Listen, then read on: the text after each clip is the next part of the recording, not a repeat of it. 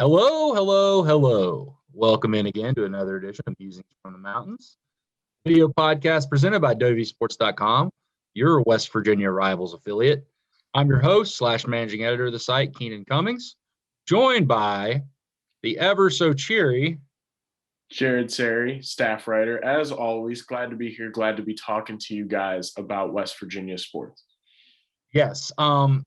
Kind of missed the draft weekend. Obviously, West Virginia had one guy selected, Tony Fields. Had a few guys signed with some various teams throughout the league. You know, we had those updated. You know, obviously Mike Brown signed with the Saints. Darius Stills, which of course was surprising, he went undrafted. Signed with Las Vegas. Still odd to me, you know, calling that Las Vegas. But some guys signed. Nothing too earth shattering. I think for West Virginia, 2022 draft class, probably going to be more fruitful, I would say. Just looking at it on paper, I think they have a chance to have several guys drafted. So turn the page from that.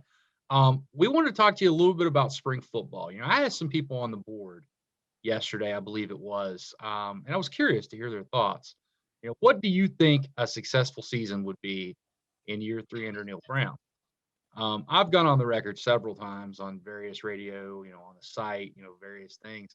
I think 8 wins. Any way you find a way to 8, you're continuing that quote unquote climb that West Virginia has been able to do under Neil Brown. When you look at this, Jared, I'm curious to hear your thoughts. What do you consider a successful season in 2021 for West Virginia? And how far or how close is West Virginia to that right now? Because understanding a lot of things can still change between now and when the ball's kicked off this September in College Park. Yeah, so I think my main thing is really West Virginia needs to be a Big 12 championship contender into the last season or the last week of the regular season. That has to happen for this to be a success for me. You know, wins, losses, you know, that's you got a little more wiggle room there. But I think regardless, entering year 3, we're at a point where we need to see progress. We need to see some hardware. I mean, the Liberty Bowl win, that's, nothing to brush off or anything. It's definitely a step in the direction. But, with the recruiting classes Neil Brown has put together, and now this is essentially his team. I don't know, you would probably know how many holdovers there are from Dana, if any, at this point. This is Neil Brown's team. Up and down the roster, there are guys that he brought in as recruits or as transfers.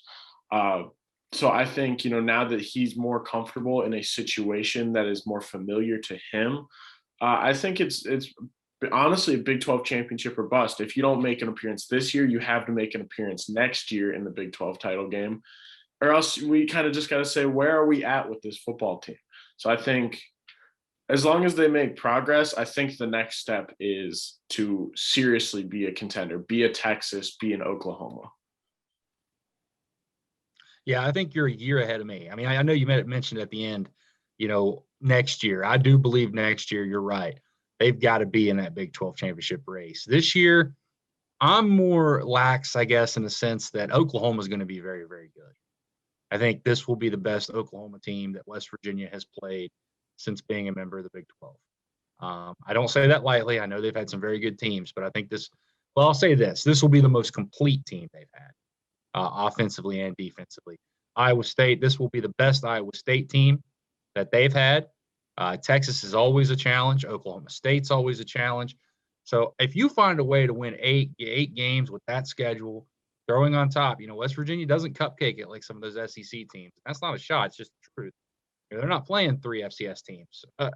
They're playing 2 Power 5 rivalry games on the road at Maryland and home against Virginia Tech. Now, I know those teams aren't necessarily expected to be at the top of their conference, but still, it's not going to be easy. I think the reason I keep saying 8 is you got 6 this year in a short season. Probably would have got 8 last year had you been able to play Florida State and Maryland, because those 2 teams were not very good. You get 8 this year, 8-4, maybe 9-4. You make a bowl game, you win a bowl game. 8-5, I think would still be all right if you lose the bowl game or make a bowl game and win it. But you hit that 8 number to me, I just think that feels right for the 3rd year. Now, I agree with you wholeheartedly in the 4th year. I think given the deficiencies they have right now, what they still need to add, we'll get into that a little bit later with recruiting, but I'm not sure they're quite there yet to challenge at the top. That doesn't mean they can't. I'm not saying, go ahead, guys, pack up the season. It would not surprise me if this team makes a run. I mean, they've got a lot of the pieces. If Jarrett Dagey can put things together, some of the guys around him, receivers can start catching the ball. The offensive line gels. Yeah, I could see this team, winning 9, maybe even 10 games. And I know that sounds crazy to people, but I mean, you saw it last year that the potential is there, but there's still a lot of issues. Potential does not win you football games, guys. You got to go out and execute. And I know, looking at what West Virginia did, they improved as much as any team in the country if you look at the raw numbers in most major statistical categories, offensively, defensively. You need to see that again in year 3. Even if you don't hit this magical number of 8 that I'm throwing out there, which to everybody it's different. Some of you on the board said 7 wins. Some said 9. To me, it's 8. But I think that's more in the eye of the beholder. If they go out and improve another yard per carry running the ball as they did from 2019 to 2020, get significantly better in the red zone as they did from one year to the next, get better on defense as they did from one year to the next. If you can see, numbers, statistics, and on the field that back up what you think you're saying, then yeah, I think it can still be a success. But I'm interested to see. West Virginia still got holes to fill. This team has holes to fill. They need to answer the quarterback spot. Jarrett Dagey played pretty well for most of 2020, but obviously closed it as bad as he could, left a sour taste in a lot of fans' mouth. Got to get more consistent play on the offensive line, as I mentioned before. You got to have better play at receiver. You need more production behind Letty Brown on offense. Defense, you got some guys leave. You got to be able to answer that call. Who's up next? You have some spots that are really thin. They filled one of those with cornerback with Charles Woods from Illinois State, but you still got other holes. You need a safety, you need a linebacker, maybe another defensive lineman. So we'll see. I'm interested to, I think this is a big year for Neil Brown. People have been patient, and I hate to say it that way because this really was a rebuilding job. And I've tried to stress that on the board as well, from when he took over. Dana, you got to remember that 2018 team was a very, very experienced senior-laden team. And you lost a lot of guys. So you're trying to rebuild that up. And I think Neil's done it the right way. Brought in high school guys, a few transfers here and there, but your roster's not turning over every other year. You have developmental pieces. And we're still talking about some of the same guys we were talking about in year 1. Sam James, Bryce Ford Wheaton, all these guys that now you hope are ready to reach their potential. So we'll see how it turns out. I'm talking about recruiting. I know I mentioned, obviously, West Virginia's got spots to fill. They have 3 spots to fill. A guy that's kind of emerged on the radar of late is Hutchinson defensive back Caleb Coleman. He's an interesting case. Alabama native, full qualifier out of high school. Why is that important? As a full qualifier, you can enroll in the summer out of a junior college, and you'll still have your full eligibility. So he could be a 4 to play 5 guy because last year didn't count due to COVID, and you're kind of pulling him out last minute, and you'll basically have a freshman that's played a season of junior college. So I think it'll be interesting there. Western Kentucky's offered. Some other schools are showing interest, but West Virginia's really pushing there, and he hopes to make a decision soon. You add him, and then, of course, there's some other options. We were on a weekly transfer list of positions that could fill, a linebacker that's got some potential as well. So I think West Virginia's still got some work to do. The roster's far from settled, but if you can keep most of your guys now from that notorious transfer portal and kind of move forward, I like what they got on paper right now. How about you, Jared?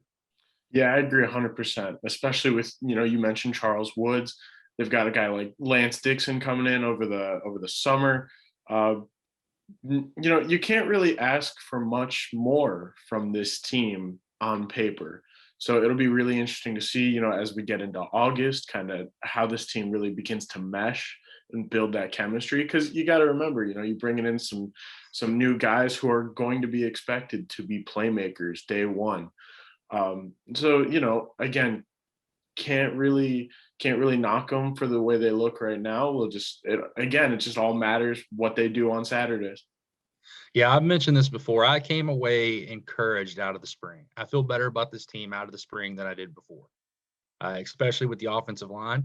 I mentioned this in the 3-2-1 this week. I hate using this term almost because people yell at me, but I finally think there might be some depth.